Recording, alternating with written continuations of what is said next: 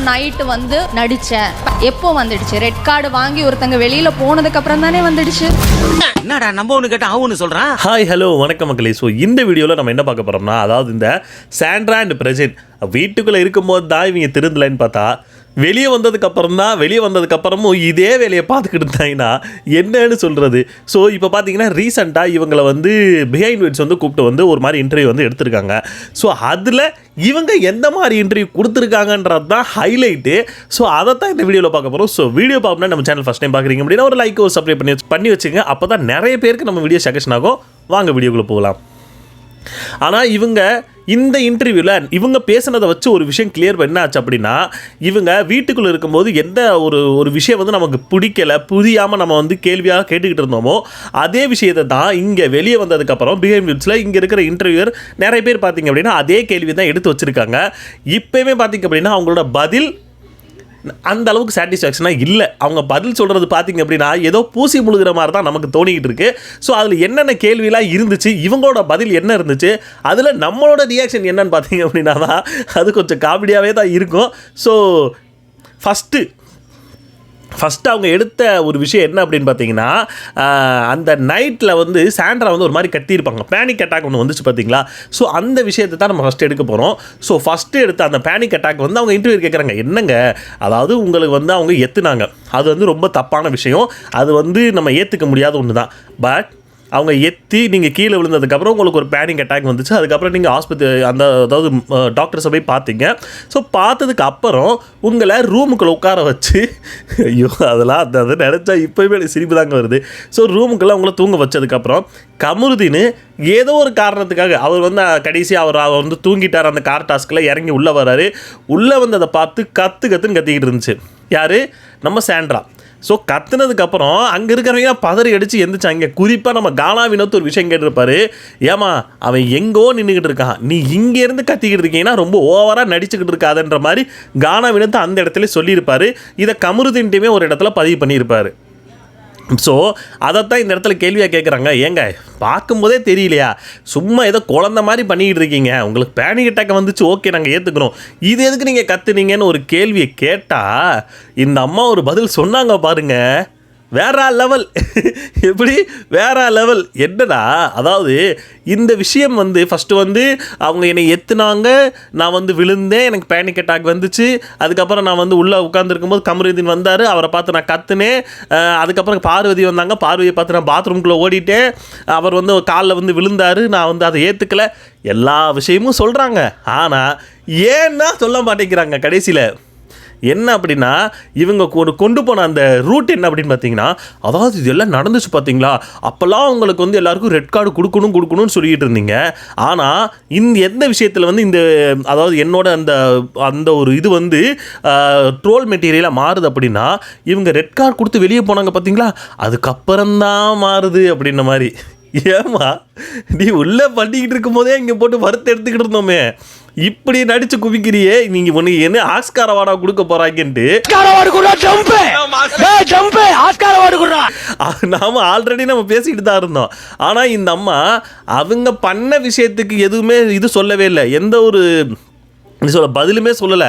ஆனால் red card கொடுத்ததுக்கு அப்புறம் இது வந்து ரொம்ப ஒரு பெரிய பேச்சு பொருளாக மாறி இந்த அம்மா நடிக்கிறாங்க, வேணுங்கன்னே பண்ணுறாங்கன்னு சொல்லி கமருதீன் அண்ட் பார்வதியோட பிஆர் டீம் தான் இதெல்லாம் பண்ணாங்கன்ற மாதிரி ஒரு கோணத்தில் கொண்டுட்டு போயிடுச்சு. ஏம்மா நீ பண்ணது சரியா தப்பான்னு கேட்டதை விட்டுவிட்டு அவங்க உன்னை இந்த மாதிரி போர்ட்ரேட் பண்ணுறாங்க நீ ஒன்று சொல்லிக்கிட்டு இருக்கியே, இந்த கேள்விக்கு அதுக்கு சம்மந்தமே இல்லாத மாதிரி தான் இருக்குது. அதெல்லாம் நைட்டு வந்து நடித்தேன், எப்போ வந்துடுச்சு? ரெட் கார்டு வாங்கி ஒருத்தங்க வெளியில் போனதுக்கு அப்புறம் தானே வந்துடுச்சு. அடுத்தது பிஆர் ப்ரமோஷன். இப்போ பிஆர் வந்து பார்த்தீங்க அப்படின்னா அந்த வீட்டில் இருக்கிற மோஸ்ட்லி எல்லாருக்குமே இருக்குது. அதை சாண்ட்ராமே நிறைய இடத்துல சொல்லிட்டு தான் இருந்தாங்க. பட் இதில் நமக்கு என்ன ஒரு கன்ஃபியூஷன் அப்படின்னா, ஒவ்வொரு இடத்துலையுமே திவ்யாவுக்கு 30 லட்சம் ரூபா கொடுத்து தான் அவங்களோட பிஆர் வந்து அந்த டீம் வச்சுக்கிட்டாங்கன்ற மாதிரி ஒரு விஷயத்த போகிற இடமெல்லாம் புருஷன் பொண்டாட்டி பதிவு பண்ணிக்கிட்டே இருக்காங்க. என்ன அது 30 லட்ச ரூபா கொடுத்து பிஆர் டீம் வைப்பாங்களா? எனக்கு அது ஒரு ரொம்ப கன்ஃபியூஷனாக இருக்குங்க. ஏன் அப்படி சொல்கிறேன்னு வச்சுக்கோங்களேன், இப்போ நான் வந்து பிக் பாஸ் வீட்டுக்குள்ளே இருக்கேன் அப்படின்னா 30 லட்ச ரூபா கொடுத்து நான் வந்து பிஆர் டீம் வந்து செட் பண்ணிட்டேன்னு வைங்க. இப்போது நான் பிஆர் டீம் செட் பண்ணிட்டேன் அப்படின்னா நான் உள்ளே எத்தனை நாள் இருக்க போகிறேன்னு எனக்கு தெரியாது. எத்தனை நாள் வெளியே வரப்போகிறேன்னு தெரியாது, கடைசி வரைக்கும் இருப்பேனா இல்லை டைட்டில் அடிப்பேனான்றதுமே எனக்கு தெரியாது. வெறும் பிஆர் டீம் மட்டும் 30 லட்ச ரூபாய்க்கு வச்சுட்டு நான் கடைசி வரைக்கும் இருந்து அந்த 50 லட்ச ரூபா எடுத்ததுக்கு அப்புறம் தான் அந்த 30 லட்சத்தையும் நான் உனக்கு கொடுக்க முடியும். அப்போது சப்போஸ் நான் போய் 2 நாள்லேயே வெளியே வந்துட்டேன்னா அந்த 30 லட்ச ரூபா அபேஸ் தானே, கோவிந்தாவா. இந்த அம்மா அது கூட புரியாமல் 30 லட்ச ரூபா கொடுத்துட்டு வந்தாங்க, 30 லட்ச ரூபா கொடுத்துட்டு வந்தாங்கன்னே இப்போ வரைக்கும் போட்டிக்கிட்டு இருக்கு. ஏன் சரி நீங்கள் அவங்க ஏதோ பணம் கொடுத்தாங்கன்னு கூட வைங்க, அது 30 லட்ச ரூபான்றது வந்து இவங்களுக்கு எப்படி தெரிஞ்சு? ஏன் பக்கத்தில் இருந்து அவங்க வாங்கி கொடுத்தாங்களா இல்லை கொடுக்கும் போது இவங்க பார்த்துக்கிட்டு இருந்தாங்களான்னு தெரியல. புருஷன் முன்னாடி 2 பேருமே இதைத்தான் சொல்லிக்கிட்டு இருக்காங்க. குறிப்பாக திவ்யாவை கார்டு என்ட்ரிலேருந்து ஒரு முக்கியமான நபர் வெயிட்டிங் அப்படின்னு மற்ற எல்லாருக்குமே பார்த்தீங்க அப்படின்னா இவங்களுக்கு பிஆர் டீம் இருக்குது, இவங்களுக்கு பிஆர் டீம் இருக்குன்னு தான் சொல்கிறாங்க. ஆனால் திவ்யாவுக்கு மட்டும்தான் 30 லட்சம் மட்டும் அது என்ன சொல்லி வச்ச மாதிரி 2 பேரும் ஒரே மாதிரி சொல்லிக்கிட்டு இருக்காங்க. இதுலேயே என்ன ஒரு இது அப்படின்னா, இவங்கள தேடி அவனை வந்தாங்களாம், இவங்களால கொடுக்க முடியாதுன்னு சொன்னாங்களாம். சொன்னதுக்கப்புறம் அவங்க வந்து அதாவது உங்கள் கூட வயல் கார்டில் போகிற ஒரு ஆள் வந்து இதுக்கு வந்து ரெடியாக இருக்காங்க அப்படின்ற மாதிரி எங்ககிட்ட சொன்னாங்கன்ற மாதிரி சொல்கிறாங்க. எனக்கு அதுதான் புரியவே இல்லை. ஒருத்தவங்களுக்கு 50 லட்ச ரூபா இதுக்கு கிடைக்க போகுது அப்படின்னா 30 லட்ச ரூபா மட்டும் 30 லட்ச ரூபா, அதாவது பாதிக்கு மேலே, பாதி வந்து 25 லட்சம்னு வைங்க, பாதிக்கு மேலே 30 லட்ச ரூபா. ஆல்ரெடி பார்த்தீங்க அப்படின்னா அவன் ஜிஎஸ்டி அது இதுன்னு டேக்ஸ் எல்லாத்தையும் பிடிச்சிருவான். அதாவது 50 லட்ச ரூபாய்க்கு 30% வைங்க, 1 லட்சத்துக்கு 60, 50னா 15 லட்ச ரூபா, சரியா? அதாவது 1 லட்சத்துக்கு 30 லட்சம், சாரி 1 கோடி ரூபாய்க்கு 30 லட்சம்னா 50 லட்சத்துக்கு 15 லட்ச ரூபா அதிலே முடிஞ்சு போச்சு. இருக்கிறது எவ்வளோ? 45 லட்ச ரூபா. அதில் திவ்யா 30 லட்ச ரூபா பிஆர் டீமுக்கு கொடுத்துட்டு 15 லட்ச ரூபா மட்டும் எடுத்துகிட்டு போவாங்களா? என்னுடைய கேள்வி அதுதான். இந்த அளவுக்கு வந்து யோசிப்பாங்களான்றது எனக்கு தெரியவே இல்லை. இதுவே ஒரு கன்ஃபியூஷனாக தான் இருக்குது. அதையும் நீங்கள் வந்து சொல்லணும், மக்களாகி நீங்களும் எங்களுக்கு அன்றைக்கு வந்து ஒரு பதிலை சொல்லுங்கள். அடுத்தது நம்ம திவ்யா வந்து யார் நம்ம சாண்ட்ரா வந்து வெளியே போகும்போது திவ்யா ஹக் கொடுக்கறதுக்காக வந்தும்போது திவ்யா வந்து சாண்ட்ரா வந்து அது வந்து வேணாம் அப்படின்ற மாதிரி ஒரு மாதிரி ஒதுங்கி போயிருப்பாங்க. அதை வந்து ஏற்றிருக்க மாட்டாங்க. அது நிறைய இடத்துல பேசு பொருளாச்சு. ஏன் அப்படின்னா இவ்வளோ பண்ணதுக்கு அப்புறமும் திவ்யா உனக்கு வந்து ஹக் கொடுக்க வராங்க. குறிப்பாக பிக் பாஸுமே பார்த்தீங்க அப்படின்னா அந்த அந்த என்ன சொல்ற அந்த ஃபோட்டோ ஷீல்டு மாதிரி வரும் பார்த்தீங்களா, அதை கொடுக்கறது யாருன்னு பார்த்தீங்கன்னா நீங்கள் வந்து திவ்யா நீங்களே கொடுங்க சாண்ட்ராக்கு அப்படின்ற மாதிரி ஒரு விஷயத்த சொல்லியிருப்பாரு. ஸோ அதைத்தான் கொடுத்துட்டு ஹக் பண்ணுறதுக்கு வந்தால் அந்த அம்மா வேண்டா வேணான்னு சொல்லிட்டு போயிட்டு வெளியே போய் விஜய் சேதுபதி அங்கே இருக்கும்போது எனக்கு உன்னைய ரொம்ப பிடிக்கும் அப்படி இப்படின்னு சொல்லி புருடா விட்டுக்கிட்டு தெரிஞ்சிச்சு இந்த அம்மா. அதைத்தான் இந்த இடத்துல இன்டர்வியூ என்ன கேட்குறாங்கன்னா, இந்த மாதிரி பண்ணும்போது நீங்கள் எதுக்கு அது ஏற்றுக்கலைன்னு சொன்னால் அந்த அம்மா தான் இந்த அளவுக்கு புருடா விட்டுக்கிட்டு இருக்கு. நானும் பிரஜனும் பார்த்தீங்க அப்படின்னா இது எதுக்காக அப்படின்னா எதுக்காக சாண்ட்ரா அப்படி பண்ணாங்கன்னா திவ்யா என்ன பண்ணாங்கன்னு நீங்கள் பார்க்கணும். திவ்யா என்னையா பண்ணாங்க? முதல்ல திவ்யாவை நீங்கள் வச்சு தான் நல்லா செஞ்சு விட்டீங்க. தங்கச்சின்னு கூட கூட்டு போய் இருக்கிற வன்மத்தெல்லாம் தங்கச்சி மேலே தான் கொட்டிட்டு வந்தாங்க. குறிப்பாக சாண்ட்ரா உன் பொண்டாட்டியை கேட்குறது விட்டுவிட்டு அந்த தங்கச்சி என்ன பண்ணான்னு சொல்லி இவர் சொல்லிக்கிட்டு இருக்காரு. என்ன சொன்னார்னா, இவர் அந்த செலிப்ரேஷன் ரவுண்டுக்கு உள்ளே போனார்ல, உள்ளே போனதுக்கப்புறம் திவ்யா வந்து திவ்யா மேலே கையை போட்டுக்கிட்டு இந்த மாதிரி ஏதோ பேசிக்கிட்டு இருந்திருப்பார். பேசிக்கிட்டு இருக்கும்போது திவ்யா ஒரு வார்த்தை சொல்லியிருப்பாங்க, அதாவது எவ்வளவோ விஷயம் நடந்திருக்கு சரியா, அப்படி தான் உங்களுக்கு ஏதோ தோணுது அப்படின்னா டேரெக்டாக என் மூஞ்சி மேலே கேட்டிருக்கலாமே, எதுக்காக நீங்கள் இந்த மாதிரி தப்பான ஒரு விஷயத்த வெளியே என்கிட்ட கேட்டிருக்கலாமேன்ற மாதிரி தான் திவ்யா வந்து ப்ரெசென்ட்டாக சொல்லிக்கிட்டு இருந்தாங்க. ஸோ இது ஒரு மாதிரி கான்வர்சேஷன் போச்சு.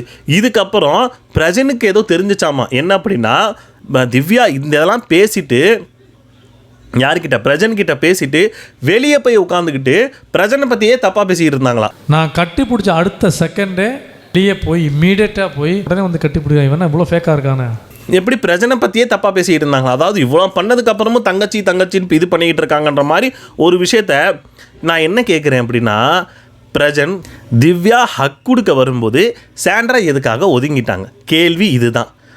இதுக்காகத்தான் அவங்க ஒதுக்கிட்டாங்கன்னு சொன்னால் அது முடிஞ்சு போச்சு.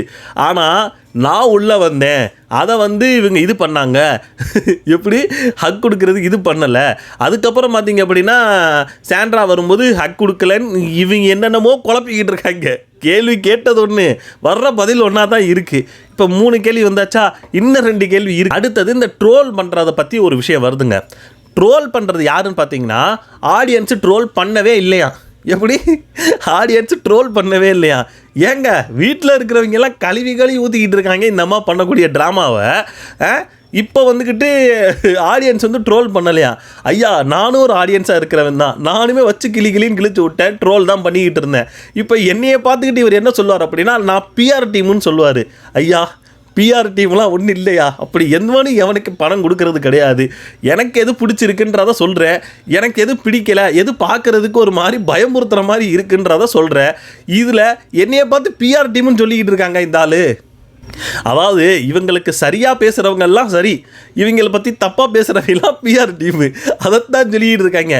அதாவது மக்கள் ஆடியன்ஸ் வந்து யாருமே வந்து எங்களை பற்றி வந்து ட்ரோல் பண்ணவே இல்லை, பண்ணுறது ஃபுல் அண்ட் ஃபுல்லாக பிஆர் டீமு. அப்படியா சரிங்கய்யா. இந்த கேள்வி கேட்டவருக்கு பதிலெலாம் பயங்கரமாக வந்துக்கிட்டு இருக்குன்ற மாதிரி தான் இருந்துச்சு. சாண்ட்ராவுக்கு ஒரு விஷயம் கேட்டாங்க, அதாவது நீங்கள் வந்து திவ்யா பற்றி இந்த மாதிரி தப்பாக வார்த்தைகள் சொன்னீங்களே, அதாவது உங்கள் புருஷங்கிட்ட வந்து தப்பாக இந்த பண்ணுறாங்க, அதாவது அவங்க பழகுறது பிடிக்கலைன்ற மாதிரி ஒரு விஷயம் பண்ணி சொல்லிகிட்டு இருந்தீங்க, அதுக்கு நீங்கள் என்ன சொல்கிறீங்கன்னு கேட்டால் அந்த அம்மா ஒரு ஃபோடு போட்டுச்சு பாருங்க. அதெல்லாம் சொல்லவே முடியலை. என்ன அப்படின்னா, எனக்கு பொசசிவெலாம் ஒன்றும் இல்லைங்க. ஏன் சொல்கிறேன் அப்படின்னா, இவங்களை விட எப்படி திவ்யா விட அழகான பொண்ணுங்கள்லாம் யார் என்னோட ஹஸ்பண்டுக்கு வந்து பேராக நடிச்சிருக்காங்க. குறிப்பாக அந்த பவானின்னு நினைக்கிறேன், அந்த பொண்ணு, இன்னும் நிறைய பேர் சொன்னாங்க. அதில் அவ்வளோ பேர் நடித்ததுக்கே எனக்கு பொசசிவாக இல்லைன்னா, திவ்யா கூட இது பண்ணும்போது மட்டும் எனக்கு பொசசிவாக இருந்திருக்குமான்ற மாதிரி ஒரு கேள்வி கேட்குறாங்க. நான் என்ன கேட்குறேன், திவ்யா பழகுனது உங்களுக்கு பொசசிவாக இருந்துச்சா? கேள்வி அதுதான். இதுக்கு இத்தனை பேருடைய புருஷன் வந்து பழகி, அதாவது அந்த இதில் வந்து பேராக நடிச்சிருக்காரு, அதுக்கப்புறமே நான் பொசசிவ் ஆகலை, இதில் வந்து நான் பொசசிவ் ஆகிட்டேன்னு. ஏம்மா கூட நடிக்கிறது, அதாவது நீங்கள் வந்து அந்த ஆக்டிங் அது வந்து ஒரு குறிப்பிட்ட டைம், இப்போ காலையில் போனோம்னா சாயங்காலம் வரைக்கும் ஒரு ஆக்டிங் நடக்கும், அது முடிஞ்சதுக்கப்புறம் டேரெக்டாக அவர் வீட்டுக்கு தான் வர போகிறாரு, உங்களை தான் பார்க்க போகிறாரு. ஆனால் இந்த இடத்துல முழுக்க பார்த்தீங்க அப்படின்னா ஒரு என்ன சொல்கிறது, கவரான ஒரு சுச்சுவேஷன். அந்த இடத்துல என்ன நடக்குதுன்னு யாருக்கும் தெரிய போகிறது கிடையாது. குறிப்பாக சாண்ட்ரா சொன்ன விஷயம் முழுக்க இப்போ கேமராவில் பதிவாயிருக்கு. என்னோட புருஷன், அதாவது திவ்யா பண்ணுறது எனக்கு பிடிக்கலை, அதாவது என்ன சொல்கிறது, பிரசன்ட் கிட்ட பழகுறது எனக்கு பிடிக்கலை, அவங்க பேசுனது சாண்ட்ரா முழுக்க பேசுனது பார்த்தீங்க அப்படின்னாலே பொசசிவில் தான் பேசுன மாதிரி தான் இருந்துச்சு. அதாவது எங்கே என் புருஷனை கொத்தி தூக்கிட்டு போயிடுவாளோ அப்படின்ற மாதிரி பேசுகிற மாதிரி தான் எங்களுக்கு எல்லாருக்குமே தோணுச்சு. அதுதான் நிறைய வீடியோவில் நம்ம பதிவு பண்ணியிருந்தோம். இப்போ இந்த அம்மா வந்துக்கிட்டு அதெல்லாம் ஒன்றுமே இல்லைன்ற மாதிரி சாதிச்சுக்கிட்டு இருக்காங்க. ஆனால் ஒன்றுங்க, புருஷன் பொண்டாட்டி ஒட்டுக்க பார்த்தீங்க அப்படின்னா என்ன சொன்னாலும் அதுக்கு வந்து நம்ம சைடில் நமக்கு எது சரின்னு தோணுதோ அதை மட்டும் நம்ம சொல்லிட்டு போயிடுவோம். மற்றவங்க என்ன நினச்சா நமக்கு என்ன, நாம் அதை மட்டும் சொல்லிட்டு போயிடுவோம் அப்படின்ற மாதிரி நினச்சிட்டு வந்திருக்காங்க. ஆனால் ஒரு விஷயத்தில் இவங்களை வந்து நம்ம பாராட்டலாம். என்ன அப்படின்னா, புருஷன் பொண்டாட்டியாக நல்லா ஜோடியாக நல்லா இருக்காங்க. அது என்ன சொல்கிறது, கடைசி வரைக்கும் நல்லாவே இருங்க, எங்களுக்கு அதுதான் சந்தோஷம். ஏன்னா என்ன, மற்றவங்க மேலே நீங்கள் வைக்கக்கூடிய அலகேஷனை கொஞ்சம் யோசிச்சு வைங்க, அவ்வளோதான் நம்மளுடைய இது பதில். நீங்கள் என்ன நினைக்கிறீங்க, மக்களாகிய நீங்கள் என்ன நினைக்கிறீங்க, கமெண்ட் செக்ஷனில் கமெண்ட் பண்ணுங்கள். அடுத்த வீடியோவில் பார்ப்போம். Tata, by.